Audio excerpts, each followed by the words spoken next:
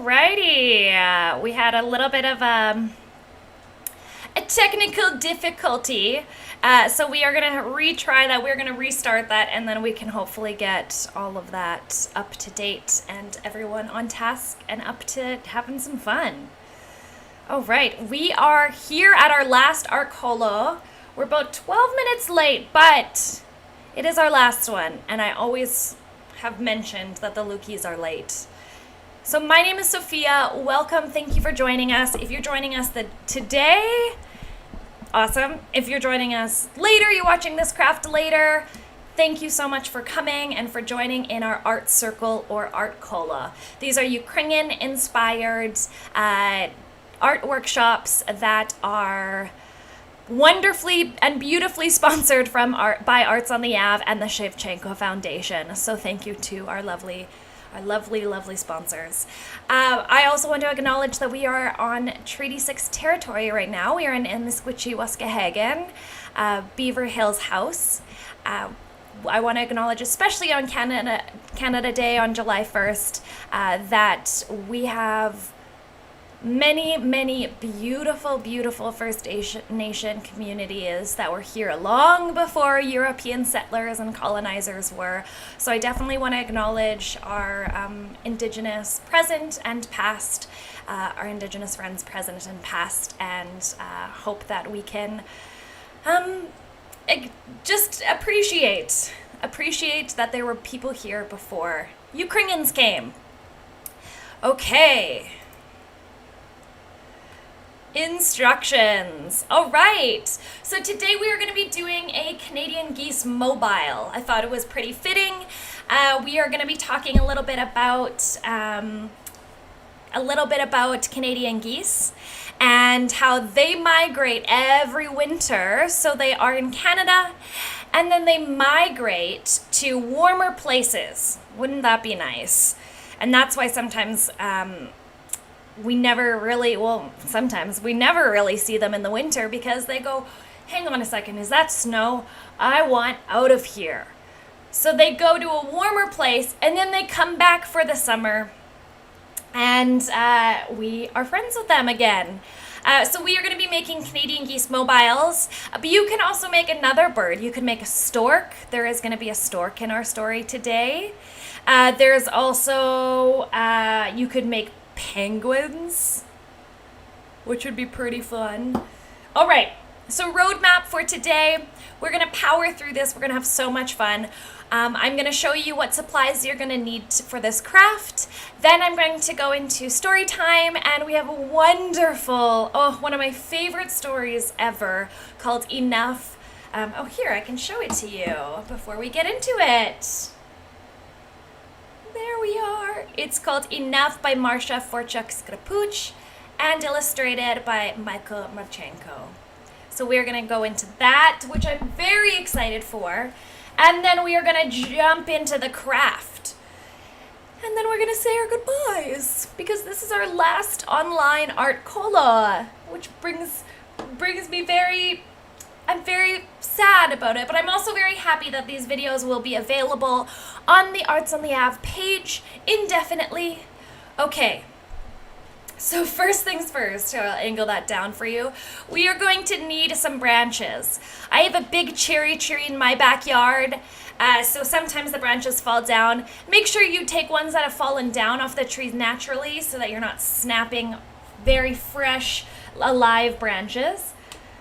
All right, so we've got our branches.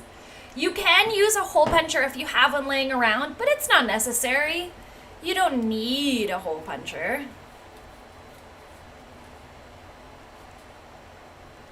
All right, and you are gonna need string, and you are going to need scissors. And you are going to need, very important, a piece of paper. All right. A piece of paper. And last but most certainly not least, you are going to need some markers. This could also be paint, but for time's sake, we are just going to use some handy dandy markers. So paper, markers, branches, scissors, string. It sounds like a lot, but I tried to keep all of these Art Cola exercises with household items so that nobody had to go out and venture into the world. You can just have them, all the stuff really close to you. Oh, right. Let's get started with this beautiful story called Enough. And I'll just sort of hold it like that just so you can get a sense of what's going on. All right, so we've got a big stork, it seems, or some sort of animal, some sort of bird. And this is about the hunger in Ukraine. And so if you haven't learned about the hunger in Ukraine, this is the perfect day to learn about it. Okay, there we go. Marusia lived with her father on their farm near the village of Zitya. Because their farm was small, even in the best years, they had barely enough food to survive. Then one harvest, the crop was very good. Marusia and her tata planned a party as they gathered their wheat. But just as they were finishing, a soldier arrived. "We have the dictator now," he said, "so your wheat and your farm now belong to the people." "We are the people," said Marusia, "and this wheat is enough to feed the two of us all this winter and maybe the next." "We'll see about that," said the soldier.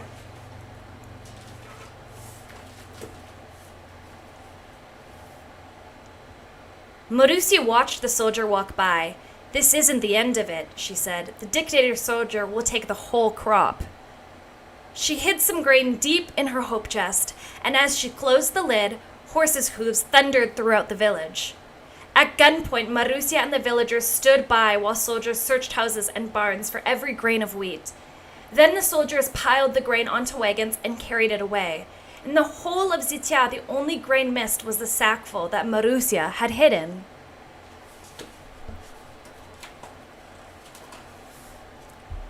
That winter was harder than ever. Each morning, Marusia made a thin porridge to share with everyone in the village. By spring, there was only one handful of wheat seeds. "If we eat this," Marusia said to Tata, "it will be gone. But if we plant it, we will grow more." So they planted it and waited, day after hungry day, for the smallest sign of life. Then one morning, Marusia shouted, "Tato, look!" And Tata means dad. Outside was the biggest stalk of wheat they had ever seen. Marusia tied a babushka under her chin and ran out for a better look. But as she approached the stalk, a huge stork swooped down from the sky, sat on its tip, and nibbled at the tender new seeds. "We can share if you're hungry," said Marusia to the bird, "but this wheat is all we have to eat." "In this whole village you have nothing else?" asked the stork. Marusia nodded. "Then hop on my back and I will help you." I want to hop on the stork's back. Sounds fun. Marusia wrapped her arms around the stork's neck and up they went. As they flew, Marusia saw that all the fields below were bare. Throughout the once rich land, the only patches of shoveled soil were in the graveyards, and there were plenty of those. The bird flew over the dictator's land. Piles of wheat overflowed the granaries and lay rotting. Yet the soldiers were bringing more in carts still. It seemed the dictator would never have enough. The stork flew over a great ocean and farther onto a new world. Marusia watched in wonder as cities changed into forests and lakes, and then she saw the endless prairie dotted with patches of dust and wheat.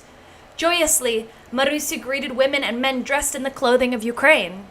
Working in the fields, they waved to her, and one woman called, "Times are tough, but we are happy to share."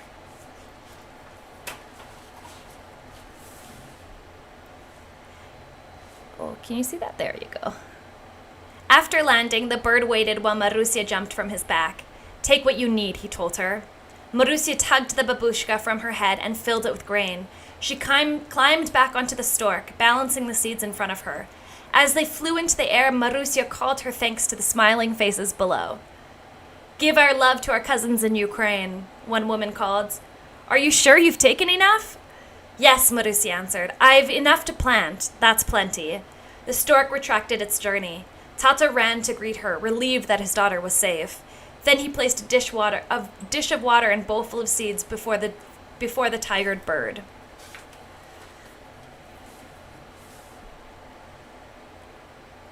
Soon the rest of the villagers gathered round to hear the story. Thrilled by Marussia's good luck, one by one Marussia gave them each a handful of seeds to plant in their fields. One by one each went home to spread the tale. Hearing their chatter, Marussia's eyes narrowed thoughtfully. She hid the rest of the grain in her hope chest, just in case. Soon the fields in Zitya shone with wheat. Now the time for harvest came near, and the villagers were happy. In the morning they would go to work. In the morning they would eat. But in the morning they woke instead to empty fields and soldiers with full carts fading into the distance. Even Marussia's wondrous stock had been picked clean. Behind the soldiers walked an officer, and on his face was a smile. In his pocket he carried a secret that he wouldn't share even with the dictator. In his pocket he carried the special seeds that he had taken from Marussia's magic stock. Sounds like a greedy soldier. All right. Oh, there you go. Now you can see that. He planted the seeds in his own garden, even though he had so much grain that his barn was bursting. One morning he looked outside and laughed with joy. A stalk of wheat had grown in the night, shooting as high as the roof of his house. The officer ran towards it just as the stork flew to the tip and began to eat. Now the officer almost commanded the bird to stop, but then he remembered what happened to Marussia. "Please," he cried. "That is all my soldiers have to eat." "You have nothing else?" asked the stork. The officer shook his head and pretended to look sad. "Then hop on my back," said the bird, "and I will help you."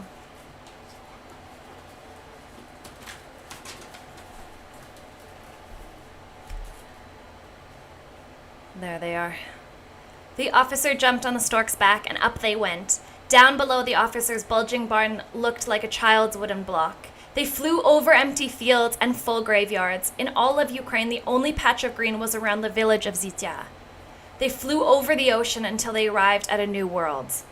The officer held the stork's neck tightly as the cities changed to forests and lakes, and then to rolling prairies where women and men worked in lush fields of wheat.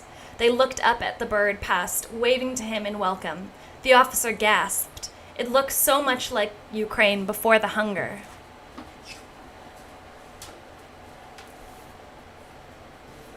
There we go. Landing beside a brimming silo, the bird waited while the officers jumped from his back. "Take what you need," the stork said. The officer took 3 bags from his pockets and stuffed them full. But when he saw all the grain left in the silo, he felt that he didn't have enough. He took off his jacket and made it into a sack. Then he took off his pants to make another. Dressed in his underwear and holding the heavy sacks, he climbed back onto the bird. The sacks were so heavy that it was hard to keep from falling. As the stork flew into the air, the officer looked down at the people who stared angrily back at him. "Wait, have you left us enough?" one woman called to him. "I'll be back for the rest," he shouted.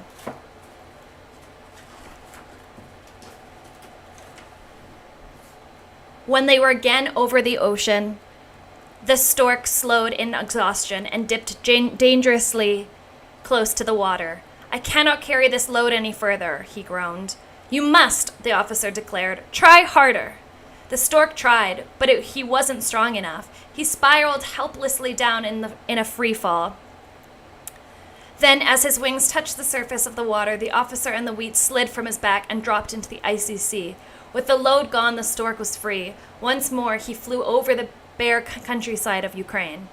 When Marussia saw the bird sitting outside her cottage, she brought him a bowl of water and some seeds. She heard all that the officer had done and seen, but she did not feel satisfied that the village was now safe.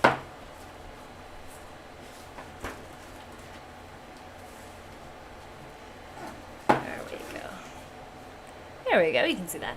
After the stork flew away, Marussia told the story to Tato. "We still must hide our grain," Marussia said. "The officer is only one man, and the dictator has men like him plenty." They'll just find our grain again and we will starve, declared Tata, sadly. Soon Zitia will be nothing but graves. That's it, cried Marusia, snapping her fingers.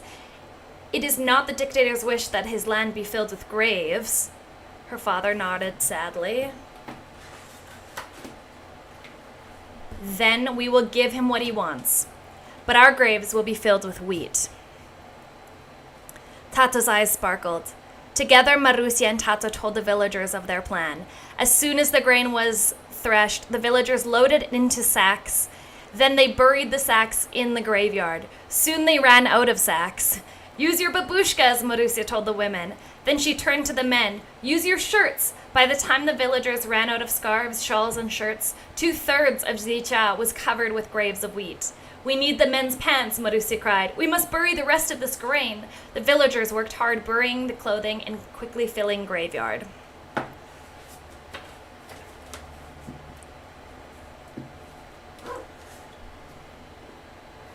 And there we are.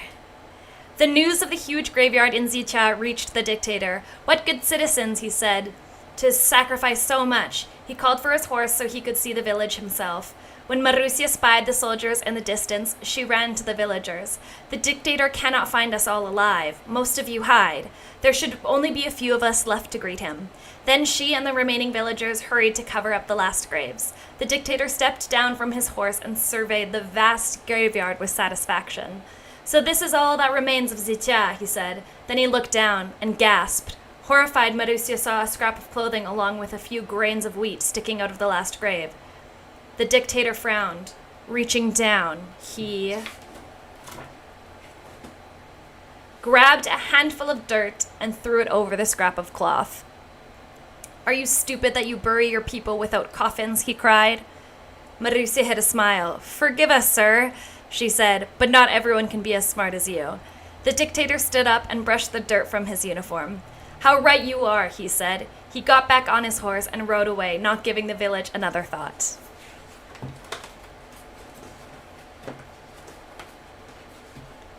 Oh, can you see that one? There we go. Behind the dictator, the cottages empties and the street of Zitia filled with people, hugging each other with tears of joy. Now we'll have enough, said Marusia. So that is the story Enough by Marsha Forchuk Skrypuch, illustrated by Michael Martchenko. It's one of my favorites. My mom used to read it to me when I was younger. Okay, so let's get on to the craft. So we are going to run over today. We're going to run about 15 minutes over 6:30. So we'll probably wrap up around 6:45 just because we had some technical errors in the beginning, as some of you may know. It's just the heat is overwhelming my computer, I think, is what's happening. So I might even just try and cool that computer down. I don't have the luxury of air conditioning. So if you do have air conditioning, good for you. Okay. Daria Lukie. Beautiful. Oh, Daria's watching. Hi, Daria. Thanks for watching. Hopefully you weren't there when we had the technical issues. All right, so let's get into it. So these are Canadian geese, as we know. We are very familiar with these geese. And these geese migrate and go somewhere warm every winter. And I would love to do that. I would love to go somewhere warm every winter. And the parallel we can draw on Canadian geese is that in Canada we accept all walks of life. And we're learning to accept all walks of life. And we are learning, just like the birds migrate, we accept immigrants here. I would not be here if Canada didn't accept. Oh, no AC here. Nice. Canada would not be here if there wasn't an acceptance of immigrants. My ancestors came from Ukraine. My baba and dida on both sides came from Ukraine, and they had really harsh winters. But just as we learned in our story last week, Kokham's babushka, they learned a lot from First Nations folks. So, Canadian geese, they fly in a V. We know this. We've seen it happen. We have seen it happen. But what about Ukrainian Canadian geese? Those ones fly also in a V, but they have some fun little Ukrainian outfits like we have here, like a babushka in that middle one, and then we have a sash or a poyas, a vusa or a mustache, and then we have a vinok or a wreath. So we are exploding with Ukrainian words today. It's amazing. Well, it is the 5th week, so I'm glad that we're actually using our Ukrainian language. So if you want to Ukrainianize, or if you want to put different types of cultural, beautiful symbolic items onto your geese, you are absolutely more than welcome to do that. All right, let's get started. So the first thing we are going to do is we are going to take our blank piece of paper and we are going to fold that in half. We are going to do it a hot dog way. So the long side, and there we are. Okay, the next thing we are going to do, we are going to make sure that fold right there is on the bottom. The next thing we're going to do is I'm just going to look and see what these Canadian geese look like. Okay, so they've got black necks and they've got a bit of white on their faces. They have black beaks. What else do they have? They've got wings, so I want to make sure I get my wings. So I might start with black, and I'm going to draw a Canadian geese or a Canada goose. So I'm just going to quickly draw that. Just move this microphone so that... Alrighty, so I'm going to do... They have black heads, that, and they've got a sort of white piece there. And I'm just going to do mine super rough, not super concerned about drawing in the lines or anything, or it being perfect. And they have sort of like brown wings and body, so I'm going to do mine flying.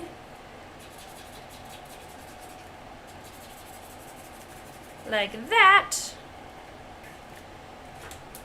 And I might just outline his body a little bit like that. And I might even do some feet like that. So pretty rough. But we're not concerned. We get the idea. Sort of looks like a Canadian goose. Maybe I'll even add some gray in.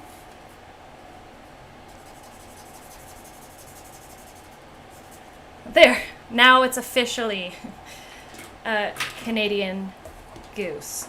Okay. Now all I'm going to do is I'm going to cut that out. Like that. And I'm not going to cut it out perfectly because I don't have to. But if you want to cut yours out perfectly, you're more than welcome to. Okay. So I have cut that out. I'm almost done cutting that out.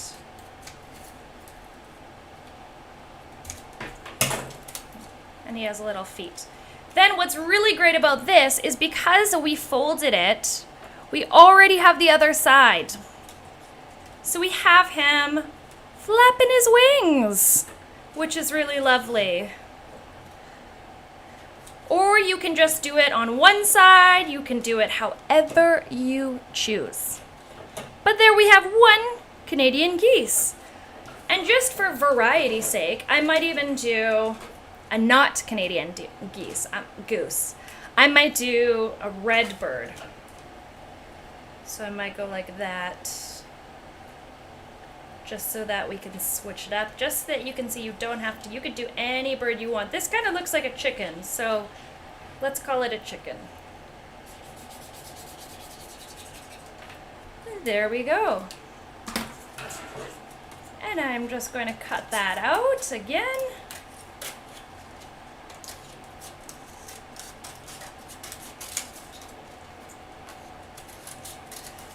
All right. And there we go.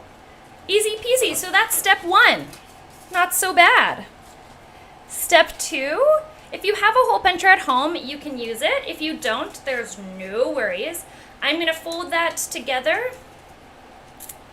And I'm going to use my hole puncher and I'm going to put a hole in both of those sides. All right. And I'm going to do that on the other one as well. So there we are. We've got our... And if you have time, I don't have time today, but if you have time, you should color the other side because I think that would look really awesome. Now we are going to take our string. So I've got some string here. And I'm going to snip some off. It can be however long you want it. So I've made some string there, or I've snipped off some string there. And I'm going to snip off some string. I might do 2. So I might do it there. Now we are taking our branch and we are going to hang our beautiful birds. I'm going to push my string through that hole that we just made, and I'm going to make sure that it can open. There we go. So now I can hang it. I'm going to hang that right on the piece, right on this branch. Easy peasy. Lemon squeezy. And there you go. We've got our first, let me see, maybe you can see it here. We've got our first bird on our bird mobile. Now we're going to do our Canadian geese bird. And we'll hang that. And what's really nice is if you do different color or different lengths of string so that they all kind of hang out. You can also add beads. And I'm just tying that at the top.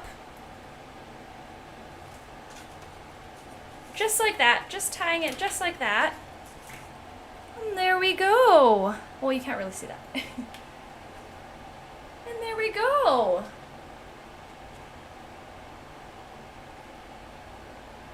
We have the beginning of a bird mobile, everyone. And another fun thing that you could do is you could take your string. Gotta get that off of there. You could take your string and you could even make a cross like that, an X like that, and you could add mobile birds on the other stick too. So you got different lengths, different colors. You can add beads. You can do different birds. Wow. And that's how easily, folks. We powered through that, didn't we? Oh, right. I'll just show another example of what you can do with this. So in this one, you can see they've actually taken pine cones, which is a really great idea. They've also taken feathers and different foliage.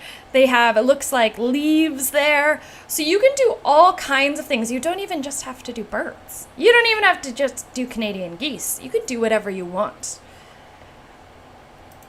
Alrighty. Well, that concludes our activity today. So we read Enough by Marsha Forchuk, and we did our Canadian geese mobile, and we did it in this plus 38 weather, and my computer almost made it, not quite.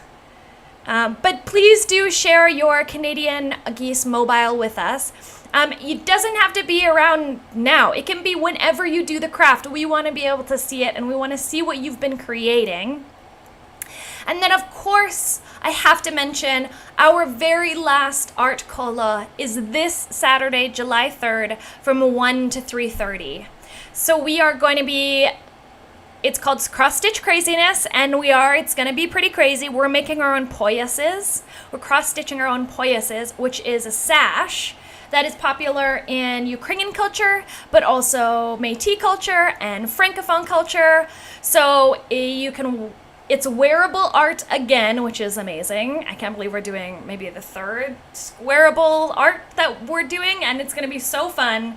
I have some regulars, and I can't wait to see them, and I can't wait to share. And it's supposed to be cooler, and we do have tents, and all you have to do is show up with a smile on your face, and then it's up to us, me and Dante, to make the student that's working this summer, it's up to us to make sure that you keep that smile. I want to thank my family for sticking in there for all 5 weeks. I appreciate you all. Thank you, everyone. You've been such a wonderful, wonderful event that I've looked forward to every Thursday. And that's our 9th craft, which is wild. Do share this on your social media platforms if you can. It's free household crafts, so it's a good time. Okay, much love, chums.